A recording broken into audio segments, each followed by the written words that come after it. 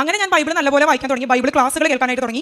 Bible അതായത് ഞാൻ കുറേ പേരോട് പറയാനും തുടങ്ങി. ബൈബിൾ വായിക്കുമ്പോൾ നല്ലതാണ്. പിന്നെ എനിക്ക് പെട്ടെന്ന് തോന്നും ഇന്ന പുസ്തകം വായിക്കി, അപ്പോൾ ഞാൻ അത് പോയി വായിക്കും. അപ്പോൾ അതുമായിട്ട് ബന്ധപ്പെട്ട ആരെങ്കിലും എൻ്റെ വിഷമം പറഞ്ഞ് വിളിക്കുമ്പോൾ ഞാൻ പറയും നിങ്ങൾ ഈ പുസ്തകം വായിക്കി, നിങ്ങൾക്കത് കറക്റ്റ് നിങ്ങൾക്കത് മനസ്സിലാവും എന്ന് പറഞ്ഞ് ഞാൻ അങ്ങനെ പറഞ്ഞു കൊടുക്കാറുണ്ടായിരുന്നു.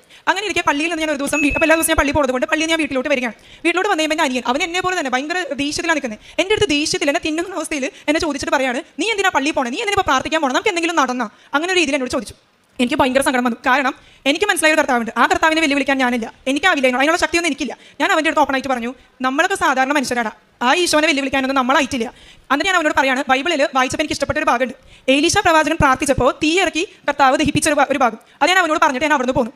എനിക്ക് ഭയങ്കര സങ്കടമായി. ഞാൻ എന്നിട്ട് ഈശോനെയും മാതാവിനെ നോക്കിയിട്ട് ഞാൻ കരയാണ്. ഞാൻ പറയാണ് ഞങ്ങൾക്ക് ഈശോയെ അവന് തെറ്റുപറ്റി, എനിക്ക് തെറ്റുപറ്റി, ഞങ്ങളോട് ക്ഷമിക്കണേ. കാരണം ഞാൻ പിന്നീട് എൻ്റെ വിഷമങ്ങളൊന്നും വേറെ ആരോടും പറയാൻ നിന്നില്ല, ആരും എൻ്റെ വിഷമങ്ങൾ കേൾക്കാനും നിന്നില്ല. ഞാൻ ഈശോയോടും മാതാവിനോടും മാത്രമാണ് എൻ്റെ വിഷമങ്ങൾ പറഞ്ഞുകൊണ്ടിരുന്നത്. അങ്ങനെ അത് കഴിഞ്ഞ് ഞാൻ നിൽക്കുന്ന സമയത്ത് ഒരു മണിക്കൂറൊന്നും ആയിട്ടാവില്ല ഒരു കോൾ വന്നു എനിക്ക്. ആ ഒരു കോൾ എന്ന് പറയുന്നത് സർട്ടിഫിക്കറ്റിൻ്റെ 1ാം ഭാഗം കംപ്ലീറ്റ് ആയി, ഇനിയുള്ളത് നിങ്ങളുടെ കയ്യിലുള്ള ഒറിജിനൽ സർട്ടിഫിക്കറ്റ് തന്ന യഥാർത്ഥ കറക്ഷൻ കൊടുത്ത് നിങ്ങളുടെ കയ്യിലേക്ക് ഒരു വിത്തിൻ 3 മന്ത്സോടെ എത്തുമെന്ന് പറഞ്ഞു. അതെനിക്ക് ഭയങ്കര അത്ഭുതമായി പോയി. കാരണം അവിടെയും ഞാൻ പ്രാർത്ഥിച്ചില്ല സർട്ടിഫിക്കറ്റ് ശരിയാവാൻ. എൻ്റെ വിഷമം മൊത്തം അവൻ കർത്താവിനെ വെല്ലുവിളിച്ചു എന്നതിനോട് മാത്രമായിരുന്നു. അങ്ങനെ അതും കഴിഞ്ഞു. പിന്നീട് എനിക്ക് തോന്നാണ് US-ലോട്ടൊന്നും പോകണ്ട, എന്തെങ്കിലുമൊക്കെ ആവട്ടെ എന്ന് വിചാരിച്ച് എൻ്റെ മനസ്സിൽ പറയാണ് ഗേറ്റ് എക്സാമിനും നെറ്റ് എക്സാമിനും ഇരുന്ന് പഠിക്കാനായിട്ട്.